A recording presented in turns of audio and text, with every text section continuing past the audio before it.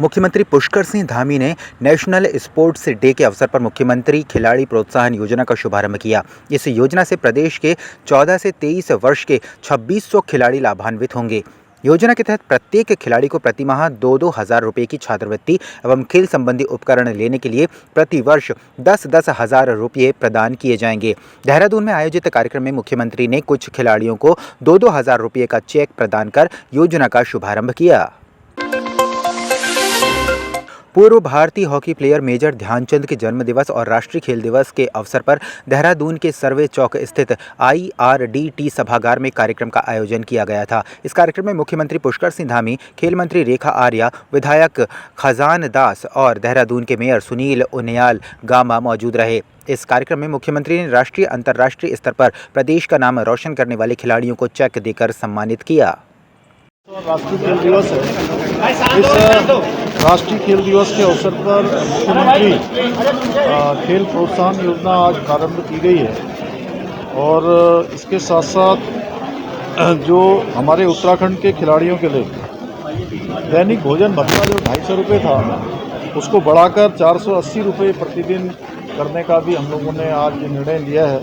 साथ में राष्ट्रीय प्रतियोगिता में जो भाग लेने वाले खिलाड़ी हैं, जो साधारण किराया और स्लीपर रेल से जाया करते थे, उसको बढ़ाते हुए AC 3 टायर और ट्रेन में AC बस दोनों की जो है आगे व्यवस्था की जाएगी। इसमें आज इसकी घोषणा की है। साथ में महाराणा स्पोर्ट्स कॉलेज में 200 बेड का छात्रावास भी बनाया जाएगा, जिससे कि वहाँ पर खिलाड़ियों को अब जो रहते हैं उनके लिए जो है रहने की कोई समस्या न बने।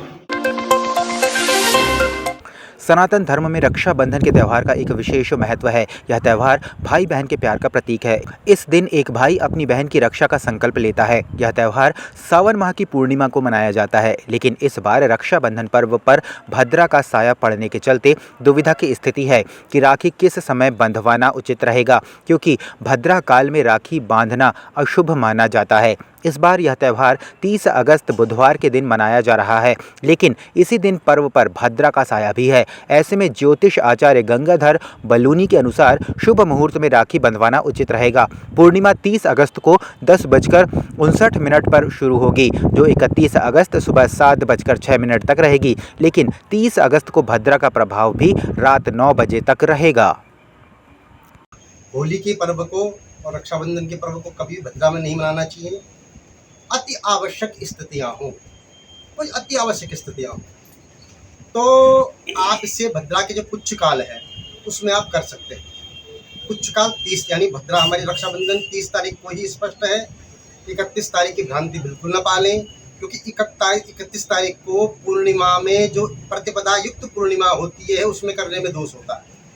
ये भाई बहन का पवित्र त्योहार है। इसमें कहीं इतर कोई कार्य करने की आवश्यकता नहीं है, मन में संशय रखने की आवश्यकता नहीं है। हमारे यहाँ शास्त्र को पूर्व से ज्ञात है, पता है कि एक दिन रात्रि को भी रक्षाबंधन मनाया जाएगा।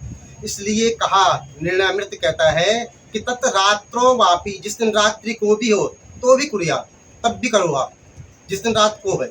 लेकिन भद्रा में बिल्कुल नहीं करना चाहिए। भद्रा में रक्षाबंधन मतलब भाई के जो आपने रक्षाबंधन करना है, अर्थात उसकी रक्षा के लिए आपने सूत्र बांधना है, वो रक्षा कैसे होगी। इसलिए भद्रा का परित्याग करके रात्रि को 9:03 के उपरांत आप यह कार्य कर सकते हैं। इसमें कोई संशय नहीं है और सबका मत अब की बार एक ही है, कोई भ्रांति नहीं है।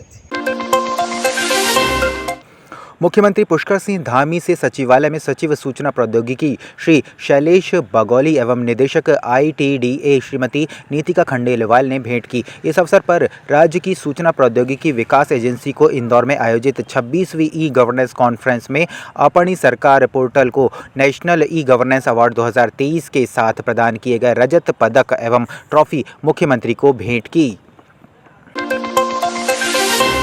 रुड़की के झबरेड़ा क्षेत्र में बाइक और ट्रैक्टर की भिड़ंत में पति पत्नी समेत बच्चों की मौत हो गई। ट्रैक्टर चालक ट्रैक्टर छोड़कर मौके से फरार हो गया। आपको बता दें कि रुड़की के झबरेड़ा थाना क्षेत्र में आज मोटरसाइकिल और ट्रैक्टर की जोरदार भिड़ंत हो गई। वहीं इस सड़क हादसे में बाइक सवार पति पत्नी और उसके एक बच्चे की मौत हो गई। मृतक परिवार किशनपुर जमालपुर का रहने वाला बताया जा रहा है, जो झबरेड़ा क्षेत्र में एक रिश्तेदारी में गए हुए थे। किशनपुर जमालपुर के ग्राम प्रधान प्रतिनिधि मोहम्मद तहसीन ने बताया कि उनके गांव के रहने वाले पति पत्नी अपने 2 बच्चों के साथ झबरेड़ा थाना क्षेत्र में रिश्तेदारी में गए हुए थे।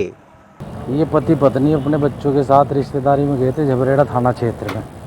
वापसी में किसी एक जगह झबरेड़ा थाना क्षेत्र में ही ट्रैक्टर ट्रॉली से भिड़ंत हुई और ये मौके पर ही पति पत्नी की मौत होगी, एक बच्ची की मौत होगी, एक बच्ची लापता बची। एक ट्रैक्टर ट्रॉली से बाइक पर सवार महिला और पुरुष की टक्कर हुई और उसमें बाइक सवार दोनों महिला और पुरुष की मृत्यु हो गई है। बच्चे को भी चोट आई है, जिसे उपचार के लिए अस्पताल में भर्ती कराया गया है, लेकिन उसकी भी स्थिति गंभीर बताई जा रही है। इस संबंध में ट्रैक्टर को कब्जे पुलिस ले लिया गया है। ड्राइवर मौके से फरार है, जिसकी तलाश कराई जा रही है। डोईवाला में अघोषित विद्युत कटौती को लेकर कांग्रेस का पारा चढ़ गया है। इसी को लेकर कांग्रेस कार्यकर्ताओं ने विद्युत वितरण खंड कार्यालय पर धरना प्रदर्शन कर विद्युत कटौती बंद किए जाने की मांग की। इस दौरान कांग्रेस कार्यकर्ताओं ने कहा कि उत्तराखंड को ऊर्जा प्रदेश कहा जाता है, पर उत्तराखंड की जनता विद्युत की समस्या को लेकर परेशान है। डोईवाला में हर रोज कई घंटों तक बिजली कटौती की जा रही है, जिसकी वजह से कारोबारियों व आम जन को भारी परेशानियों का सामना करना पड़ रहा है। वहीं बिजली विभाग पर आरोप लगाते हुए कहा कि बिजली विभाग न तो विद्युत कटौती को लेकर कोई नोटिस जारी करता है और न ही बिजली कटौती का कोई समय निर्धारित किया गया है। ऐसे में कारोबार पर भी भारी असर पड़ रहा है। सिंचाई की ज़रूरत पड़ेगी, सारे नलकूप बंद हैं, उससे पेयजल की आपूर्ति नहीं हो पाती, सारा सिस्टम बिजली से जुड़ा हुआ है।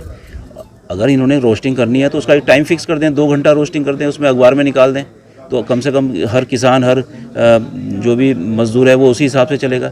अब इनका तो ये सिस्टम है ना कि लाइट अभी बंद कर दी, फिर थोड़ी देर में फेस कर दिया, कभी ये फेस उल्टे कर देते हैं। उसकी वजह से हमारे सारे पेयजल के नलकूप हैं, चाहे जल संस्थान, इसके सिंचाई विभाग के नलकूप हैं, सब खराब होते हैं। स्कूलों की छतें टपक रही हैं, सड़कें टूटी हुई हैं, कई सड़कें तो ऐसी हैं जो पूर्ण रूप से क्षतिग्रस्त हो गई है।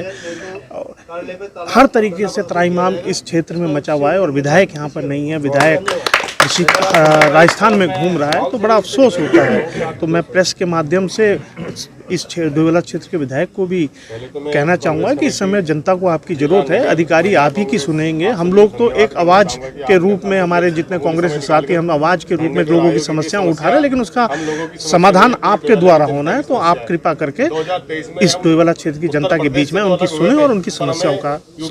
यहाँ पे बिजली की अघोषित कटौती की जा रही है और छोटे मोटे यहाँ पे लघु उद्योग है, हमारे व्यापारी हैं, होटल वाले हैं, मिठाई की छोटी छोटी दुकानें वाले हैं, उनका कई सामान, अब रक्षाबंधन का समय आ रहा है, उनकी मिठाई की पूरे, अभी मेरे अठूर वाला में एक दुकान है रौतेला जी की, उनकी पूरी मिठाई ख़राब हो गई है। तो करीबन 7.5-6 घंटे की उन्होंने रोस्टिंग की उसमें। अभी देखिए कितनी, अभी ये रक्षाबंधन का त्यौहार आ रहा है, तो छोटे छोटे जो व्यापारी हैं उनका जो काम धाम जिस चीज़ से चलता है, उन्हें बड़ी दिक्कतों का सामना करना पड़ रहा है।